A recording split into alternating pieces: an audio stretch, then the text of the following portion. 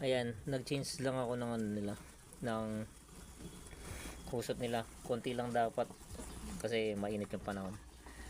Tapos yan, pure TBH yung mga yan. Pure TBH. I-harvest na natin yung mga pure TBH na yan. So ito yung mother nila. Ito yung mother nila.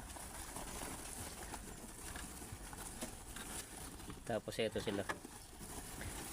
So makintab yan, oh. Pag inilawan, kumikintab yung balahibo nila. White satin, red eye, tapos flesh ear pa siya. Flesh ear.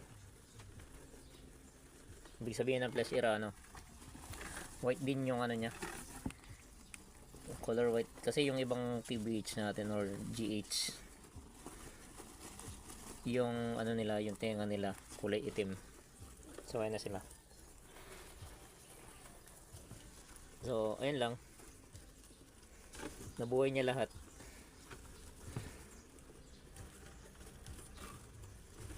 So ayun lang.